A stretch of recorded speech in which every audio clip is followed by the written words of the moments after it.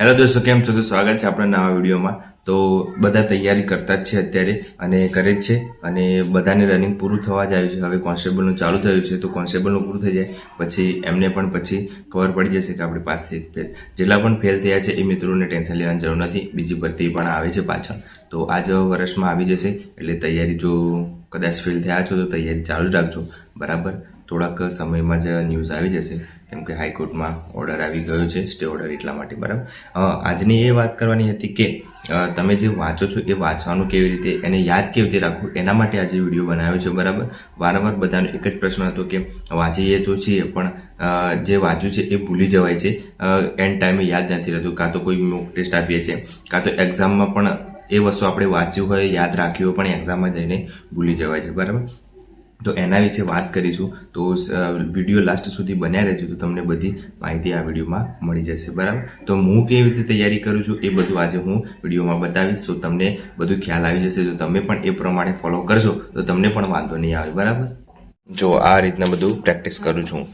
આ તો પેપર 2 માટે છે, પીએસઆઈ પેપર 2 માટે, બરાબર। પત્ર લેખન ને બધું, પણ સિમ્પલી હું તમને બીજું બતાવી દઉં તો તમને ખ્યાલ આવી જશે, કેમ કે પ્રેક્ટિસ કરવી ને એ ખૂબ જરૂરી છે।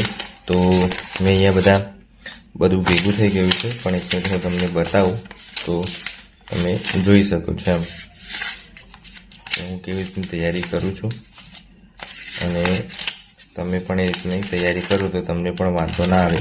જો સિમ્પલી આવી રીતે બધું લખેલું હોય એ લખવાનું, બરાબર। કોરા પેજમાં મહેનત એવી રીતે કરવાની કે આમ લાગી જોઈએ કે હા ભાઈ આપણે મહેનત કરી છે। તો સિમ્પલી આવી રીતે તમે કોઈ બી ટોપિક કરતા હોય તો આવી રીતે લખવાનું ટ્રાય કરવાનું। જો મેં બધું વસ્તુ લખ્યું છે અહીંયા, જો મહારાષ્ટ્રના કાળી જમીન સૌથી વધારે છે આ માટે, બરાબર। પછી લેટેરાઇટ જમીનમાં કાજુની સૌથી સારી ખેતી થાય છે, આ બધું મેં લખીને તૈયારી કર્યું છે। જે વસ્તુ આપણને યાદ ના રહેતું હોય, બરાબર, એ વસ્તુને તમે લખીને તૈયારી કરશો તો તમને ઝડપથી યાદ રહી જશે। અને એ ક્યાં લખ્યું હતું, શું લખ્યું હતું, કેવી રીતે લખ્યું હતું, એ તમે લખશો તો તમને ખ્યાલ આવશે। એટલે એકવાર વાંચી લેવાનું, પછી મોઢે લખવાનું ટ્રાય કરવાનું। એટલે આ રીતના જો મેં મુદ્દા પાડીને બધું લખ્યું છે। ક્યારેક આપણને ઈચ્છા થાય કે રિવિઝન કરવું છે, જ્યારે આપણે વાંચવાનું પૂરું થઈ જાય પછી રાત્રે જો તમે 2 કલાક રિવિઝન ના આપતા હોય તો રિવિઝન કરવા માટે આ બેસ્ટ છે। ફરીથી આખી બુક તમે રિવિઝન ના કરી શકો, પણ આ જે તમે લખ્યું છે પોઈન્ટ વાઇઝ, જે આપણને યાદ ના રહેતું હોય એ પ્રમાણે તમે એને યાદ કરી શકો છો। જો શોર્ટમાં આવી રીતે લખજો: કાઝીરંગા આસામ, જલ્દાપાડા પશ્ચિમ બંગાળ, ડમ્પા મિઝોરમ।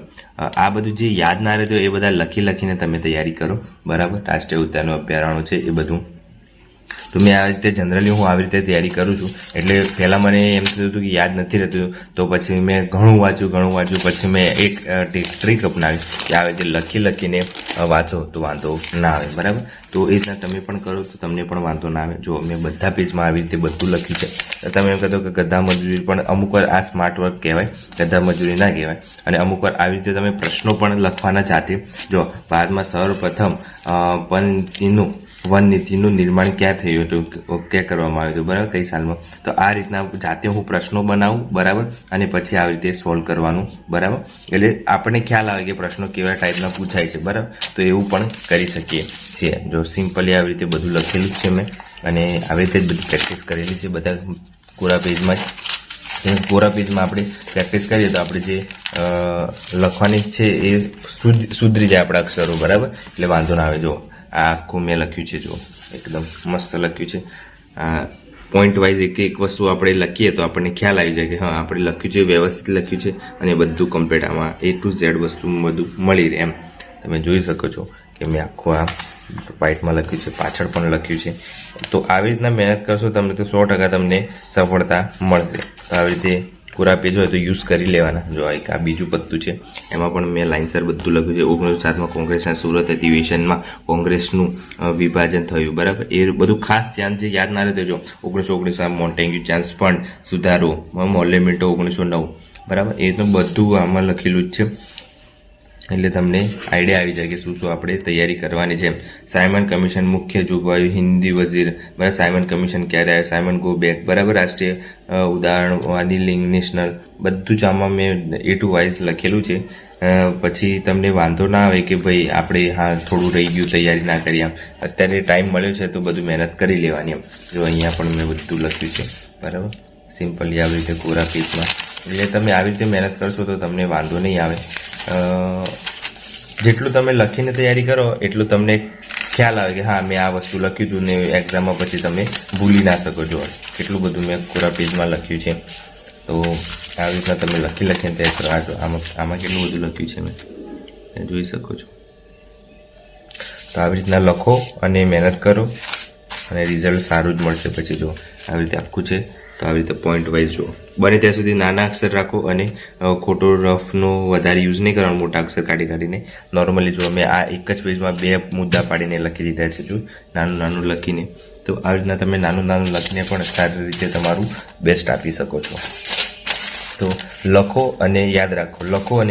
એક ટોપિક કરો અને લખવાનો, પછી એને યાદ રાખવાનો અને પછી રાત્રે એને રિવિઝન માટે આવી રીતે પત્તા હોય એ પત્તા વાંચી લેવાના. જો મધ્યપ્રદેશમાં કડકનાથ મોરગાની જાતને GI ટેગ મળ્યો, બરાબર. આ બધું મેં આમાં અમુક વાર જીકેનું IMP લખેલું હોય, અમુક આ લખેલું હોય, બધું આમાં IMP લખેલું હોય. જો લીલી તો કૃષિ માટે છે, બરાબર. પછી શ્વેત ક્રાંતિ દૂધ માટે છે, એ બધું શ્વેત ક્રાંતિઓ પૂછાતી હોય છે, બરાબર. સિલ્વર ઈંડા માટે છે, એ બધું. તો આ બધું ખાસ IMP હતું. એ બધું IMP આમાં લખેલું છે અને જ્યારે જરૂર પડે મને ત્યારે હું આમાંથી રિવિઝન કરી લઉં છું. આખી બુક નથી વાંચતો. જો આંધ્રપ્રદેશનું આ તે ભારતનો સૌથી મોટો તરતો સોલર પ્લાન્ટ, બરાબર. 2017માં કેરળમાં વાયનાડ જિલ્લામાં બાણાસુર સાગર બંધમાં જોડાયેલ છે, બરાબર. તો એ રીતના બધું મેં આમાં લખેલું છે. જો આ આખું આટલા પત્તા છે, 3 પત્તામાં મસ્ત રીતે લખેલું છે બધું. તો સારું આમાં કવર કરી દઉં છું. તો આ મૂકવી જાય. પછી આ જો આ પ્રેક્ટિસ કરશો એટલું તમને બેનિફિટ છે. જો આ મેં શું લખ્યું છે, જો તમે આ મોસ્ટ IMP છે. જો ભારતના બંધારણ અનુચ્છેદ 148 CAG ના પદની જોગવાઈ છે, બરાબર. એટલે આ છે બંધારણનું બધું. લોકપાલ કાર્ય આમાં બધું કાર્યકાળ બધું શું હતું. જો કોર્નવોલિસ ભારતમાં સિવિલ સેવાના જન્મદાતા હતા. 1964માં સત્યનારાયણ ટાગોર ભારતીય રિઝર્વ જે આપણે સિવિલ સર્વિસ હતી એના પ્રથમ ભારતીય હતા, બરાબર, પાસ થવાવાળા સત્યનારાયણ ટાગોર. પછી લોકપાલ આ પૂછાય છે ઘણીવાર અને આ ટોપિકમાં છે. લોકપાલ કાર્યકાળ 5 વર્ષ અથવા 70 વર્ષ બંનેમાંથી જે પહેલા પૂરું થાય. અને લોકાયુક્ત કાર્યકાળ રાજ્યના પ્રમાણે આગળ વધતો હોય છે, બરાબર. ગુજરાતમાં 72 વર્ષ છે, બરાબર. લોકાયુક્તનો એ ખાસ યાદ રાખવાનું. પછી ભારતમાં સૌથી લોકાયુક્ત કાયદા બનાવનાર રાજ્ય કયું હતું, ઓડિશા. અને આ બધું એ બધું મેં અહીંયા બંધારણના બધા IMP ટોપિક હતા એ બધા લખ્યા છે. પછી અહીંયાથી ચાલુ થાય છે અનુચ્છેદ ખાસ પૂછાતા હોય છે એટલા માટે. તો અહીંયા અનુચ્છેદ મેં અહીંથી ચાલુ કર્યું છે. જો અનુચ્છેદ 1, 2 જેટલા IMP હોય એ જ અનુચ્છેદ લખ્યા છે મેં અહીંયા લાઈનસર. જો 1, 2, 14, 15, 16, 17, 18, 19, 21, 21, 24, પછી 32, 39, 40, 45, 46 એટલે જેટલા જરૂરી હતા એ બધા મેં અહીંયા લાઈનસર લખ્યા છે. જોયા. અને અહીંયા 780, 81, 84, 93, 99, 112, 24, 29, બરાબર. અને પાછળ મસ્ત મેં લખ્યું છે બધું બંધારણનું છે. અમેરિકાના બંધારણના અમુકમાં સમાવેશ કરવામાં આવ્યો છે. જો અમેરિકાના બંધારણમાં શું સમાવેશ કરે છે, અમુક ક્યાંના એ બધું પૂછાતું હોય છે, બરાબર. અને અમુકની ભાષાનો શોધ કયા છે તો ઓસ્ટ્રેલિયાનો, બરાબર. તો આ બધું ખાસ ધ્યાન રાખવાનું. તો આવી રીતના બધું લાઈનસર લખ્યું છે મેં. તો છેલ્લે જરૂર પડે તો હું આજ વાંચી લઉં છું અને પછી આમાંથી ઓલમોસ્ટ વધારે કવર થઈ જાય છે મારે. તો મારે હેતુ એ જ છે કે તમે આવી રીતે લખીને તૈયારી કરશો તો તમને ખાસ બેનિફિટ થશે. એક વસ્તુ છે કે તમે જેટલું લખશો એટલું તમને યાદ રહેશે, પણ તમે વાંચશો તો ભૂલી જશો. પણ જે તમે વાંચ્યું છે એને એકવાર લખવાનું ટ્રાય કરવાનું અને પછી એને યાદ કરવાનું. એટલે રાત્રે તમે જ્યારે રિવિઝન કરો છો તો એ રિવિઝનમાં લઈ લેવાનું. તો એ તમને સારું બેનિફિટ રહેશે. જો ટાઈમ હોય તો. હવે તમને ટાઈમ ના હોય તમે લખવા બેસો તો એ ટાઈમ નથી અત્યારે, પણ તમે વાંચી લો છો અને તમે યાદ નથી રહેતું તો એ ખોટી મહેનત છે તમારી, બરાબર. મહેનત એવી રીતે કરો કે તમે એનું થોડું વાંચો પણ બેસ્ટ વાંચો. ભાઈ તમે આખી ચોપડી પૂરી કરી દીધી આમ તેમ 1 મહિનામાં મારું બધું પૂરું થઈ ગયું અને પછી એમાંથી પૂછવામાં આવે તો તમને 0 રિઝલ્ટ મળે. તો એવું ના કરો, બરાબર. જો પૂછવામાં આવે તો એનું 50-60% તો આવડવું જ જોઈએ. બધાને એવું નથી હોતું કે 100% આવડી જ જાય, બરાબર. પણ જેટલું કરો જેટલું બેસ્ટ કરો. કોઈ બી એક ટોપિક લો અને એ ટોપિકને તૈયારી કરો અને એ વાંચો, લખો અને પછી રાત્રે એને 2-3 કલાક આપો. જેટલું સવારે વાંચ્યું છે એને 2-3 કલાક રિવિઝન માટે, ફાસ્ટ રિવિઝન માટે. આ તમે જે લખ્યું છે એ લખેલું હોય એટલે તમે એમાંથી જોઈને વાંચો. આખી બુક વાંચવા જશો પાછી તો નહીં વંચાય અને રિવિઝન નહીં થાય 2-3 કલાકમાં. પણ 2-3 કલાકમાં ક્વિક રિવિઝન થવું જોઈએ જે વાંચ્યું છે એનું, બરાબર. તો જે ના યાદ રહેતું એ લખીને તૈયારી કરો તો તમને આરામથી યાદ રહી જશે, બરાબર. અને બીજો કોઈ તમારે કોઈ ડાઉટ હોય કે આવું થાય છે તેવું થાય છે તો કોમેન્ટ કરજો તો હું એનો રિપ્લાય આપીશ, બરાબર. તો આ થોડી માહિતી છે જે તમને તમારી પ્રિપેરેશનમાં મદદરૂપ થશે. અને ઘણા ખરા એમ કહેતા હોય છે કે તમે વિડીયો બનાવો છો આમ તે. હું મારું કામ કરું છું, તમે તમારું કામ કરો, બરાબર.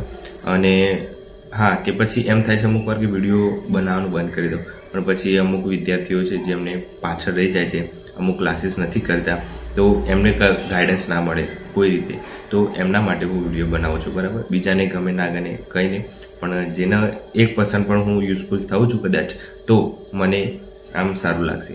એટલા માટે આપણે વિડીયો બનાવીએ છીએ. બીજાને નથી ગમતા અમુકને વિડીયો, પણ આપણે જેને ગમતા હોય એના માટે વિડીયો બનાવીએ છીએ, બરાબર. તો એક વસ્તુ છે કે તમે બને ત્યાં સુધી મહેનત કરો છો તો રફ ફેર જોડે રાખવાના, રફ પેજ લખતા તૈયારી કરો, બરાબર. અને મેઇન વસ્તુ છે કે કયા સબ્જેક્ટ ખાસ કરવાના, તો PSIમાં અને કોન્સ્ટેબલમાં બધામાં અમુક સબ્જેક્ટ સેમ છે, મેથ્સ, રિઝનિંગ, બરાબર, કરંટ અફેર, GK અને બંધારણ. આ સેમ જ છે તો એ કરી દેવાના, બરાબર. અને મેથ્સ રિઝનિંગ ખાસ કરજો એટલે વધારે વેટેજ છે એનું, અને બંધારણ, બરાબર. આ 3 સબ્જેક્ટ તો ખાસ કરવાના એટલે વાંધો નહીં આવે. તો કંઈ બી ડાઉટ હોય તો મને કોમેન્ટ કરજો, બરાબર. તો એનો રિપ્લાય હું જરૂરથી આપીશ. તો આજ માટે આટલું રાખીએ અને ચેનલ પર નવા હોય તો સબસ્ક્રાઈબ કરી દેજો. જય હિન્દ, જય ભારત.